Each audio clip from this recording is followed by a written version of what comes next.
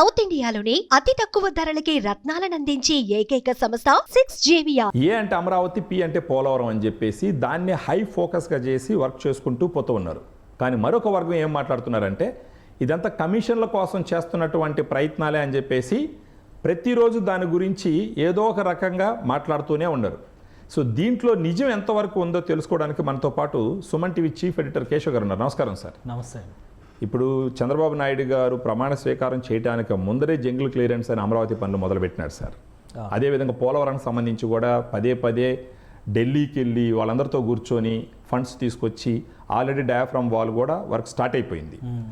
ఒక వర్గం మనకు వైసీపీ వర్గం అనుకోండి, వరదలు వస్తే అమరావతి మునిగిపోయింది అంటున్నారు, పోలవరం అంతా కమిషన్ల కోసం అంటున్నారు. ఇప్పుడు ఏదో 1 కిలోమీటర్ వేస్తే 800 కోట్లు దోచేసుకుంటున్నారని అంటున్నారు. కిలోమీటర్కి 53 కోట్లు దోచేసుకుంటున్నారని అంటున్నారు.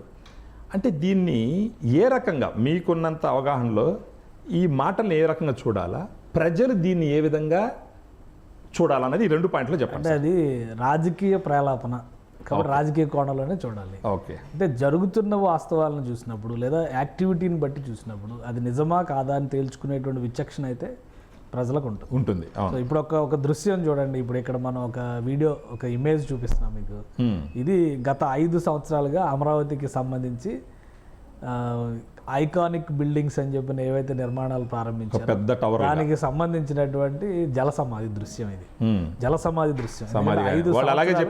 5 సంవత్సరాలు అలాగే ఉంది. సో ఇప్పుడు ప్రజెంట్ ఇది సిచ్యుయేషన్.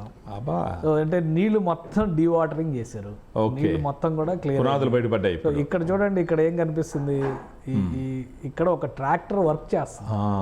అంత హైట్ ఉన్నాయా సార్ అది? అంత మరి అదే కదా, ఇప్పుడు బయట నుంచి చూసే వాళ్ళకి కెమెరా దృశ్యాలకు చూస్తే ఏంటంటే చాలా చిన్న ఒక దీనిలాగా కనిపిస్తుంది. అవును. సో ఇవి ఒకటి కాదు, ఇట్లాగా 5 సెక్టార్లు ఉన్నాయి. అంటే 5 బ్లాక్స్, ఓకే, 5 చోట్ల నిర్మాణాలు జరుగుతున్నాయి. ఒక్కొక్క దగ్గర ఒక్కొక్క డిజైన్. అంటే ఐకానిక్ టవర్స్ మొత్తం దాన్ని 3 కేటగిరీలుగా విడగొట్టారు. సో ఒకటి హెచ్ఓడి బిల్డింగ్స్కి సంబంధించినటువంటి టవర్స్ 4 ఉంటాయి. ఒకటి వచ్చేసి సీఎం ఆఫీస్తో కూడినటువంటి టవర్, అది జిఐడి బిల్డింగ్ కింద ఉండేటువంటి అవకాశం ఉంటుంది. ఇది కాకుండా అక్కడే అదే ప్రెమిసెస్లో అసెంబ్లీ టవర్. అంటే అసెంబ్లీ మనం చాలా ఏ దేశానికి వెళ్ళినా టవర్స్ చూస్తాం. సిడ్నీ గురించి మాట్లాడితే ఒక టవర్ కనబడుతుంది, కౌలాలంపూర్ గురించి వస్తే ఒక టవర్ కనబడుతుంది, ఈఫిల్ టవర్ అది హిస్టారికల్గా ఉండేట. అలా ప్రతి టవర్ పైకి వెళ్ళి మీరు ఆ సిటీని చూస్తానికి స్కోప్ ఉంటుంది. మన దేశంలో అలాంటి టవర్స్ లేవు, చాలా తక్కువ, అసలు లేవు. ఎప్పుడో కట్టిన కుతుబ్ మినార్ని మనం పైనుంచి చూపిస్తాం తప్పితే దేశంలో ఎక్కడా కూడా లేవు. ఈ మధ్య రీసెంట్గా వచ్చిన ఒక టవర్ లాంటిది అని అనలేం, కానీ టవర్ లాంటిదే అనుకోవాల్సినటువంటి పరిస్థితి వస్తే కనుక సర్దార్ పటేల్ స్టాట్యూ పైకెక్కి ఆ విజువల్ చూస్తానికి అద్భుతంగా ఉంటుందని చెప్పని అనిపిస్తుంది. సో అదే తరహాలో అమరావతిలో అసెంబ్లీ బిల్డింగ్ టవర్ ని డిజైన్ కట్టాలనేది ఒక గొప్ప ఆలోచన. అది దానికి సంబంధించినటువంటి ఫౌండేషన్ కూడా రాఫ్ట్ ఫౌండేషన్ అని చెప్పంటారు. ఆ రాఫ్ట్ ఫౌండేషన్ కూడా ఇదే నీళ్ళల్లో ఉంది. ఇవన్నీ కూడా ఇప్పుడు ప్రభుత్వం తొలగించింది. ఇదంతా లాస్ట్ 1 మంత్లో జరిగినటువంటి ప్రాసెస్. ఆల్రెడీ మనకు వస్తున్నటువంటి ఇన్ఫర్మేషన్ ప్రకారం టెండర్స్ కూడా ఫైనలైజ్ అయినాయి. ఎందుకంటే ఈ పనులు చేసేటువంటి బాధ్యతని అప్పట్లో ఎల్ఎన్టీ కంపెనీకి, షాపూర్జీ పల్లోంజీ కంపెనీలకి అలాట్ చేశారు. అండ్ ఎన్సీసీ కూడా, నాగార్జున కన్స్ట్రక్షన్స్ కంపెనీ కూడా. ఈ 3 కంపెనీలకి మ్యాక్సిమం వర్క్స్ వచ్చినాయి. అవి ఎక్కడికక్కడ ఆగిపోయినాయి. చాలామందికి చాలా అనుమానాలు ఉన్నాయి. ఎందుకంటే ఫౌండేషన్స్లోకి 1 TMC, దాదాపు 1 TMC వాటర్ వచ్చి నిలిచిపోవడం, 5 సంవత్సరాలుగా నీళ్ళల్లో నానిపోవడం. ఇనుము నీళ్ళల్లో ఉంటే ఏమైందో మనకు తెలుసు, అలానే వాడని ఇనుము ఏదైతే ఉపయోగించడానికి తీసుకొచ్చి అక్కడ స్టాక్ చేసి పెట్టారో ఆ ఇనుమును కూడా రోడ్డు పైన వదిలేసిన సందర్భాలు ఉన్నాయి. దొంగల పాలైనటువంటి పరిస్థితులు ఎత్తుకుపోయినాయి కూడా ఉన్నాయి.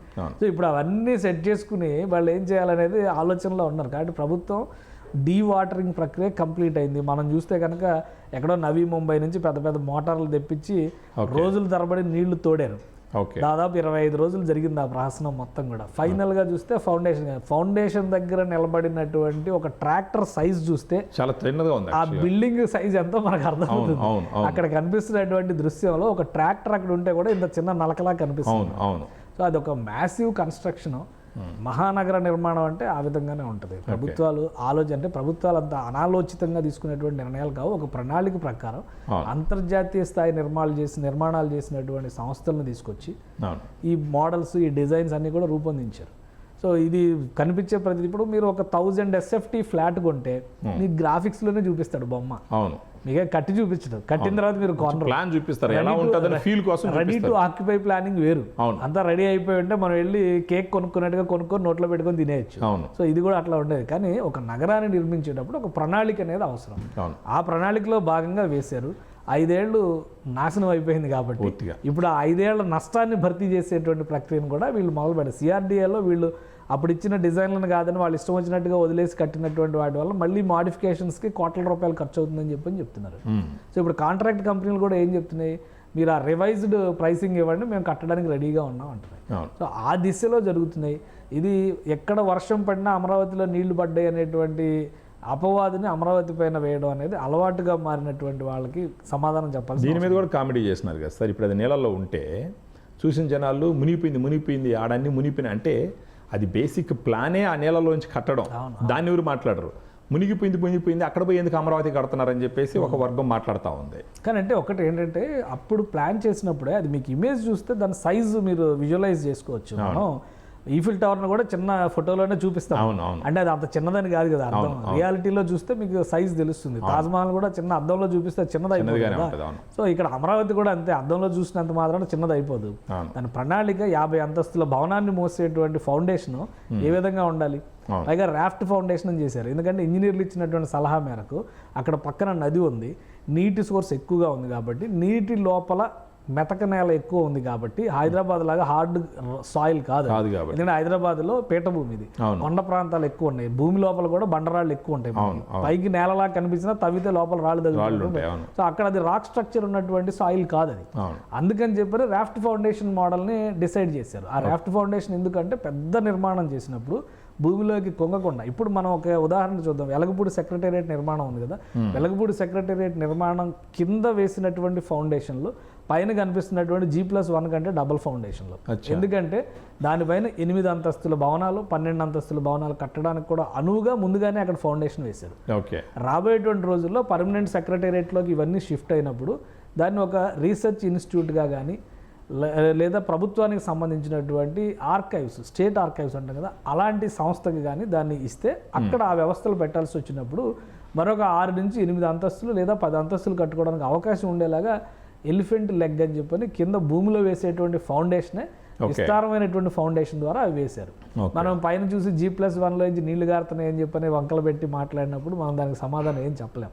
ఇంకోటి ఏంటంటే ఈరోజు అమరావతి అక్కడ పుట్ల, కృష్ణానది ఈరోజు అక్కడ రాలా. కరెక్ట్. శతాబ్దాలుగా కృష్ణానది ఒడ్డునే నాగరికత వచ్చింది. ధాన్యకటకం అనేటువంటి ఒక రాజధాని ఉంది. అమరావతి అనేటువంటి ఒక మహానగరాన్ని శాతవాహనులు ఎక్కడో కోటిలింగాల నుంచి మహారాష్ట్రలో ఉన్నటువంటి ప్రతిష్టానపురం అంటారు, పైథాన్ అంటారు ఇప్పుడు మన దీనిలో, ప్రతిష్టానపురం నుంచి రాజధానిని తీసుకొచ్చి అమరావతిలో పెట్టారు. మరి అప్పట్లో నీళ్ళల్లో మునిగిపోయింది అనుకుంటే రాజధాని ఎందుకు తీసుకొచ్చారు? ఆ అమరావతికి ఈ అమరావతికి పెద్ద దూరం ఏం లేదు, మహా అయితే 20 కిలోమీటర్లు, అదే తీరం, అదే ప్రాంతం. కాబట్టి ఇవన్నీ కూడా అపవాదులు. కానీ ప్రభుత్వం దీనిపైన ఒక సమగ్రమైన ప్రణాళికతో ముందుకెళ్తుంది. ఎక్కడ పనులు ఆగాయో అక్కడి నుంచి ముందుకు తీసుకెళ్లే విధంగానే ప్రణాళికలన్నింటినీ కూడా సిద్ధం చేసుకున్నారు.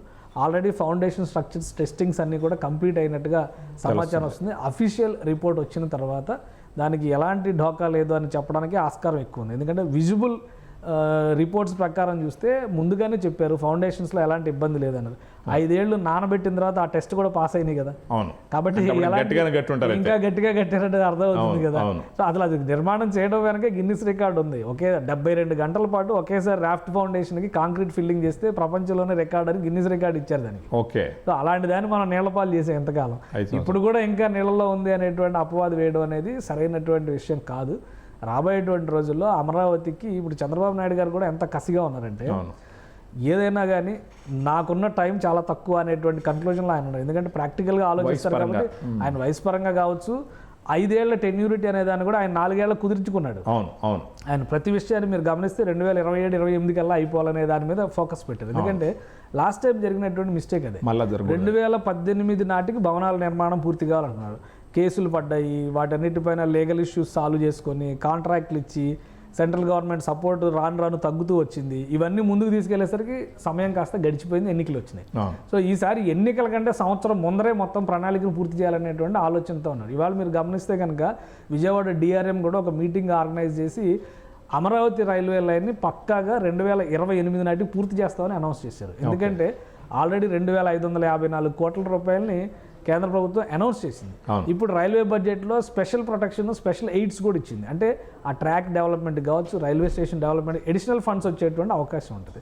అంత పెద్ద ఎత్తున ఫండ్స్ వస్తున్నప్పుడు పనులు పూర్తి చేసుకోలేకపోతే అది చేతగాంతనం. కాబట్టి చంద్రబాబు నాయుడు గారు కాళ్ళకి చక్రాలు కట్టుకుని మరి పరిగెత్తిస్తున్నారు అందరినీ. సమన్వయ కమిటీ, అందుకనే ఇంత వేగంగా పనులు ముందుకు అవుతున్నాయి. మీరు ఒకటి ఆలోచిస్తే ఇవాళ మనం ఒక వీడియో కూడా చేసాము. భవానీ ఐలాండ్ దగ్గర నుంచి విజయవాడ వరకు gateway of Vijayawada and Amaravati ఈ పేరుతో ఒక భారీ టూరిజం ప్రాజెక్ట్ని తీసుకురాబోతున్నారు. అది కాకుండా Amaravati river front project, Amaravati tourism city development అవి వేరు.